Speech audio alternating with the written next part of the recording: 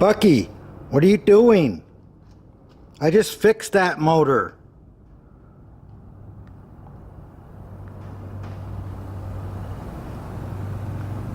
Okay.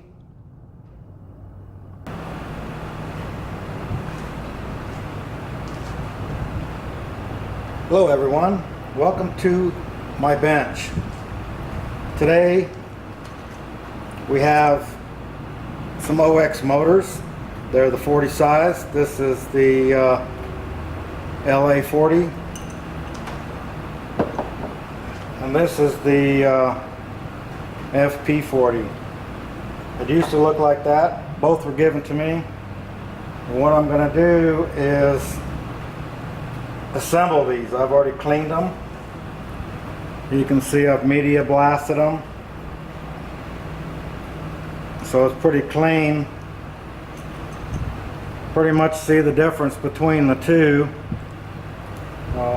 When I did media blast it, I used a old junk plug. I plugged this up, and of course plugged the exhaust ports up. I did take the carburetor off. I didn't want to speed blast or get any particles in there. I did shove basic plastic in there, cut it up, and that way it cleans out. And then I proceeded to take it apart. Now I'm going to put it back together. Of note, I also had to do the crankshaft, and I basically used electrical tape. This one happens to be yellow, but I went ahead and taped off the bearing surfaces. The last thing you want is some sandpaper sanding these bushings. You can tell that they're actually not ball bearing but a bushing in there. It makes them inexpensive. So I went ahead and took the rust off of this. I didn't want any junk getting in there flaking off later.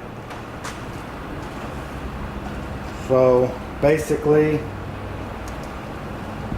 we can put some oil on that, lightweight oil. In fact, it's the air tool oil. Spread it on. You really don't need a lot of it. You don't need a bunch of oil dripping around in that.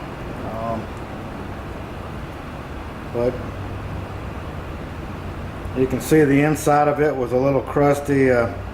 Really didn't choose to bead blast in there. Really didn't feel it was necessary. I could have took a small wire brush and cleaned it up, but it's just going to be eventually going to go out of there anyway. So once you have that in there, grab your piston, and you can notice that the rod slides back and forth, and that's allow you to take that off and put it on. It doesn't have a notch or a mark on it, but I did notice that this was on the exhaust side of the block. So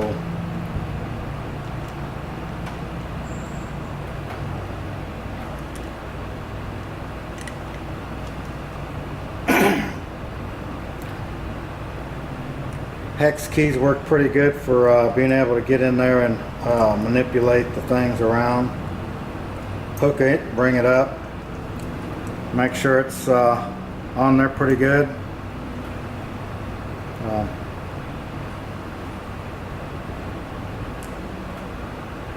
You can keep this in the topmost position to hold it up. If you go down, you'll start hanging this thing up in the ports, but keep it at the top for now. And then you take your sleeve. Your sleeve does have a notch in it, corresponds with the pin on this. And you want to line that up a little bit.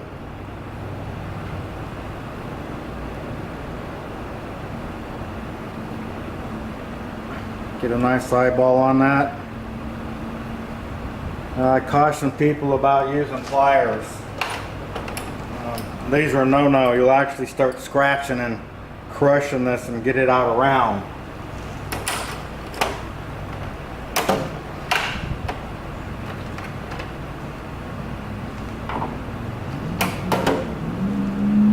I did use a screwdriver to get in there. I use a piece of wood in here. Turn on this. This will turn the crank and the piston. Put a piece of wood in there, or real soft aluminum to get that up. Once that's up, it'll come up. It's just a slide fit, not really a press fit. Although it can get real tight. You may want to take and heat this thing up a little bit, expand the aluminum. You can boil it a little bit.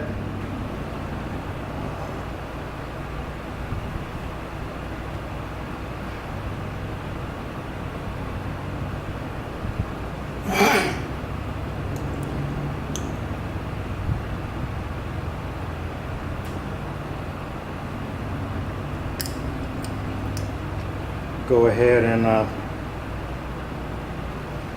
take that down to the bottom.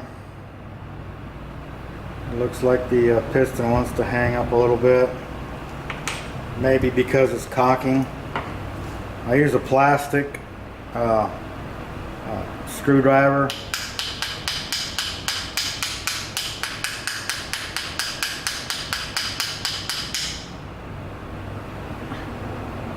Keep eye on it a little bit.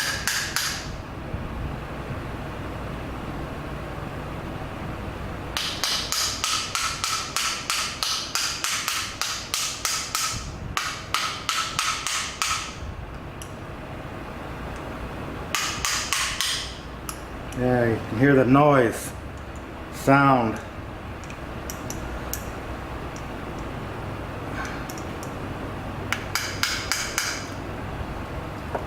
I'll stop right there and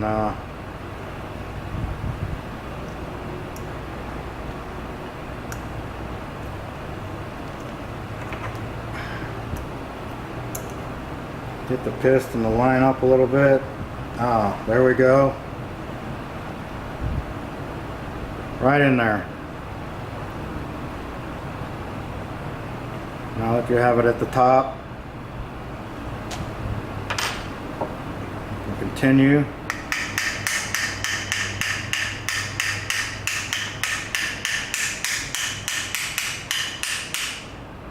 Tapping it down a little bit.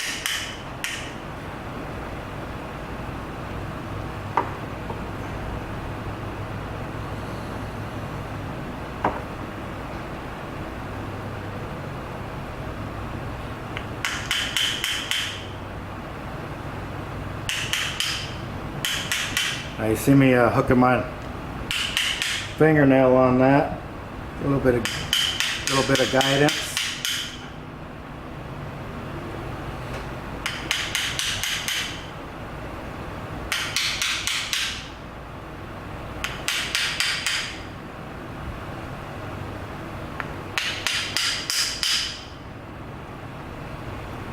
There it is. It's seated.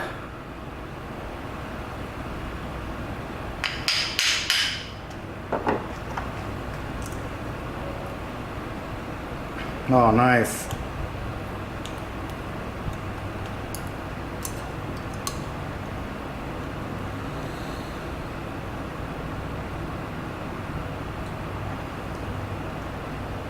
Put about a drop in there.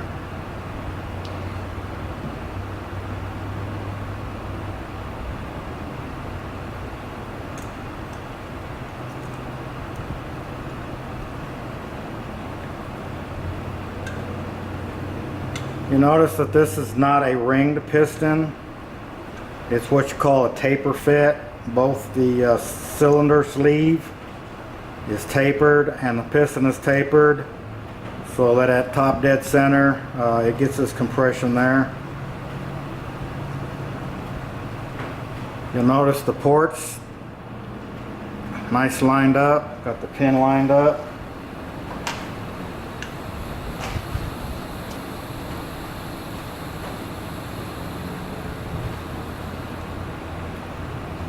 I'm not going to put any gasket sealer or gasket on there. The other gasket, I will put a little bit of oil on there.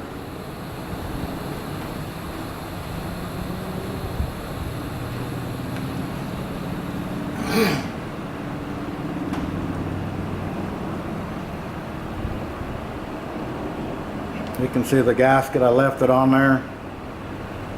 I left that on there, that way you don't have to buy a new gasket. You'll also notice there's a flat on this, and that's for that piston to clear that.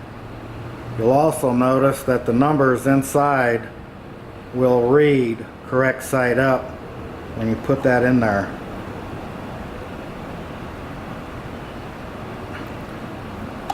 Up and down, works good. I've kind of laid the screws out like an exploded view. The top piece is the remote needle.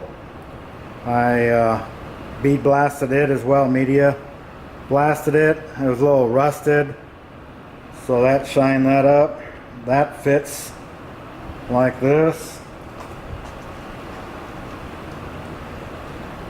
So next, excuse me. Next, I put the screws in finger tight.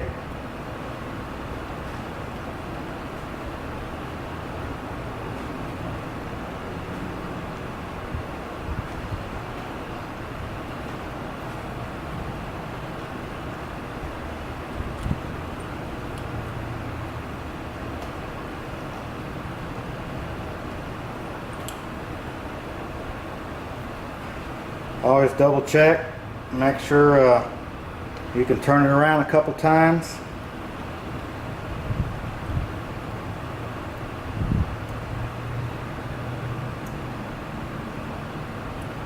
These are basic, just hand tight. You don't need a torque wrench, although you do need to snug them down. If you would prefer, you can also use some Loctite. Use the Loctite that you can take that back off. So there's that. You'll notice there's a small little washer that goes right here in between. Here's the flange, it is keyed.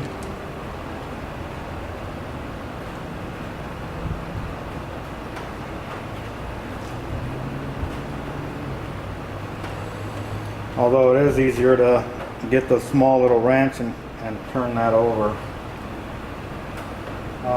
Next,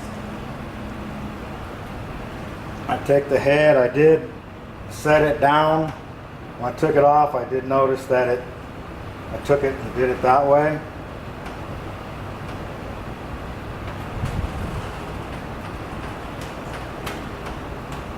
I line up the bolts, and again I take the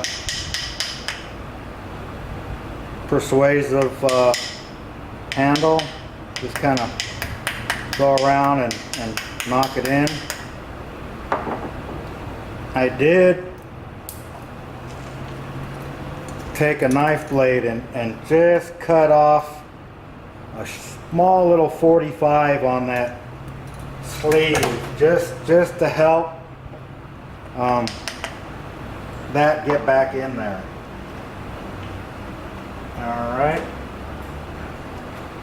You may have, yes, I have. Make sure I don't bring any dirt up.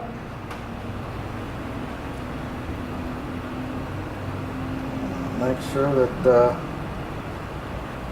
there are no washers. Had I lost? Nope.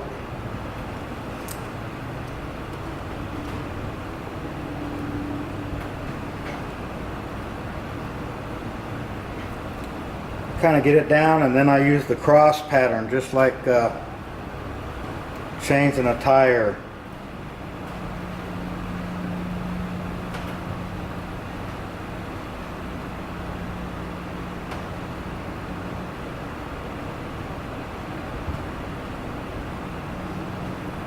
That one seems to be a little bit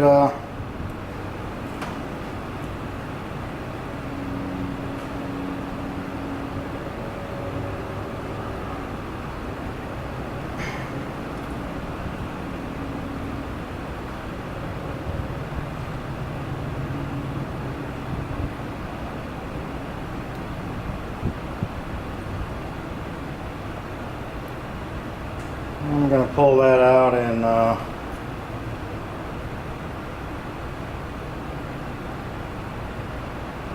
check the threads. Some people take and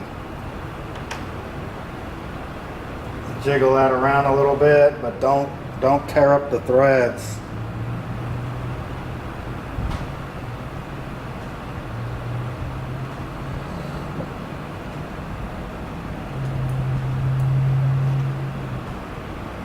So I'm going to go ahead and jump to this one.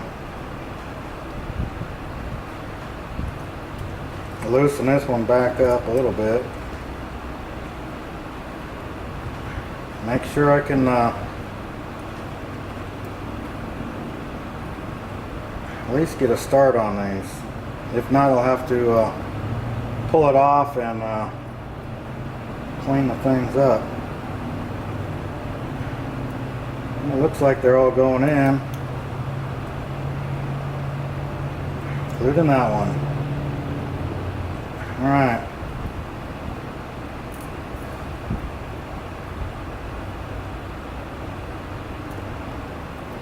Snug those two.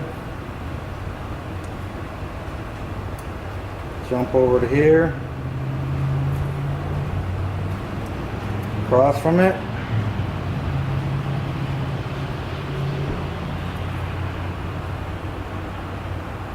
Next step. Across from it.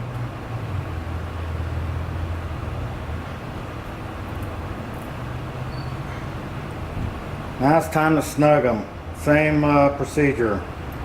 It's like a tire. A little bit. A little bit. A little bit.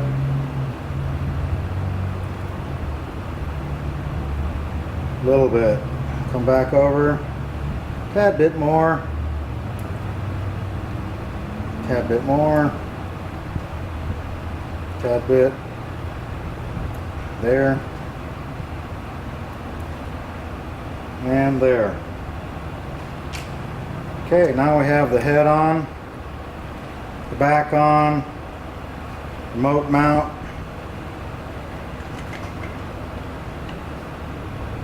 Put a washer on, the nut on, and the carburetor.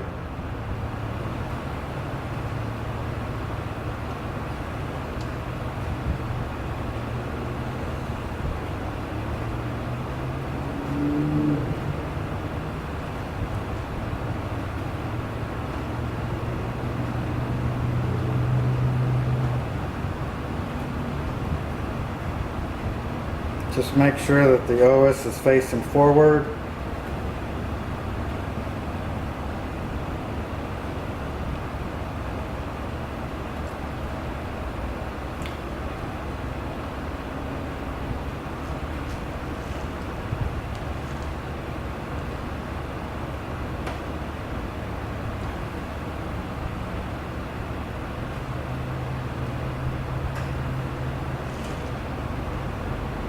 Start it, don't snug it, start the other one, a little bit on that side, a little bit on that side. Now you can snug it and snug it. If you'd like, if you think you're gonna miss and put a screwdriver for your hand you can be safe, put it down on the bench and get a little more torque and pressure without violating the safety codes.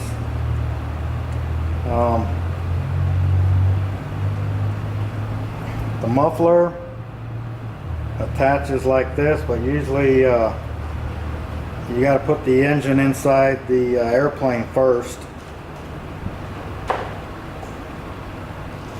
So I'm going to leave that off. And here's the remote needle.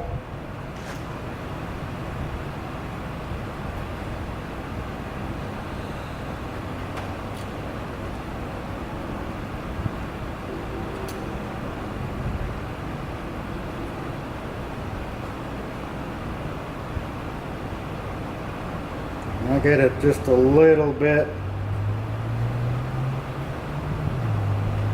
snug. This is the tube for it.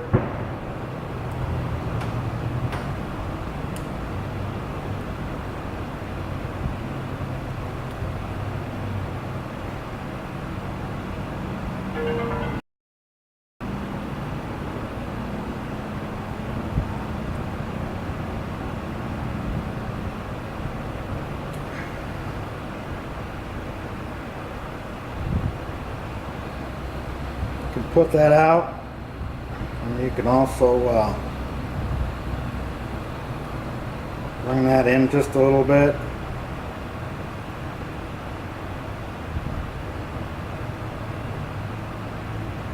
That way it can clear.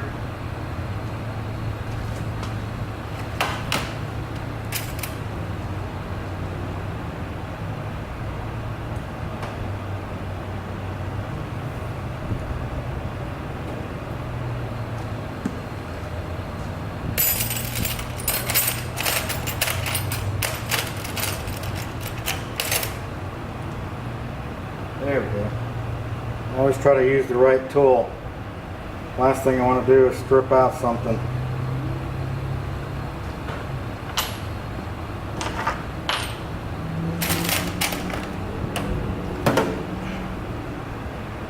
There it is. OS Max FP40.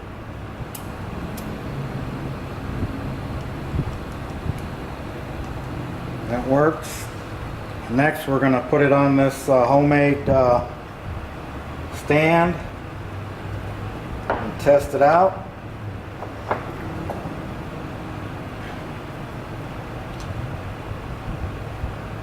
Once again, I usually take a junk glow plug to keep debris out of that. Got some pretty good compression. I mean, you can hear that little pop. It's going to be interesting. And now a heads up, the plane I'm working on is a 40 size P-51 Mustang D. It's made by a company called Model Tech, and this has been put out probably 10 years ago or longer. When I originally got this airplane, it was had that in it.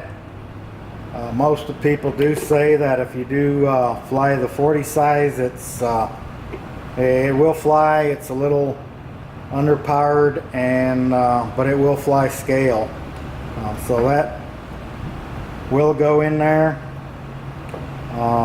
The whole pattern's different, so yeah, I think I need a little bit more power, so I'm gonna put that back in. I was gonna go electric, however I think just the P-51 it's just going to need that gas sound. So My other choice, the Sato FA80 4-stroke. It also goes on this stand with that mount, but as you can see,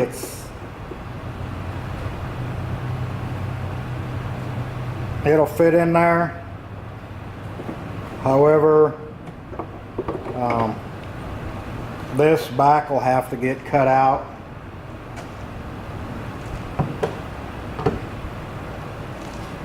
This is the fuel tank that came with it, and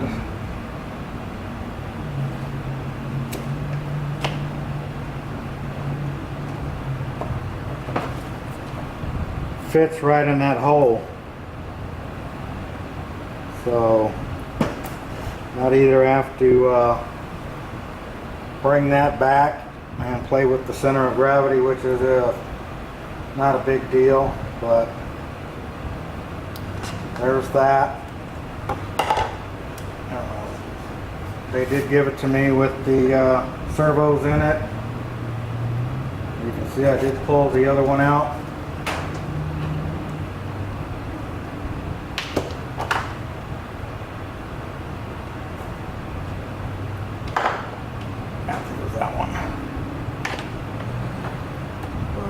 Did pull that one out to do the electric, so now I'm back in the gas.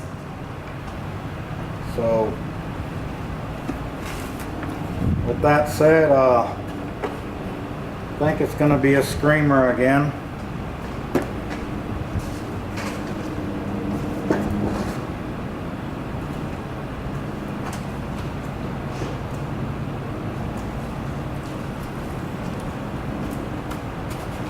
There's the wings.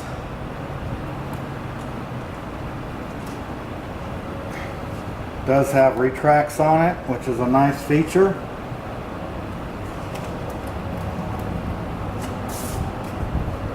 Big long ailerons. May have to touch up the monocoat a bit. You can see where it was coming off. So we've got a Warbird event coming up, and don't have to be pretty, just has to fly.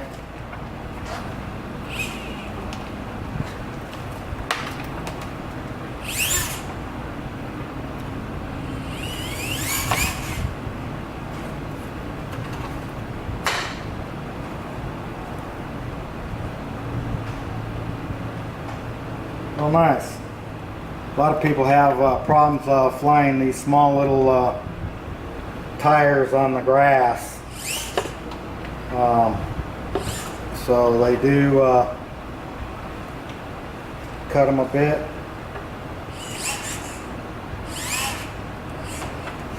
Got to modify this.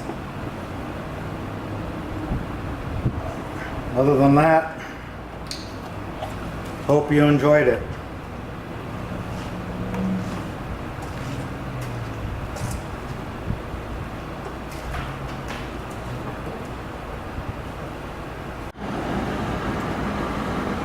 Bucky, get off there. You're going to hurt yourself.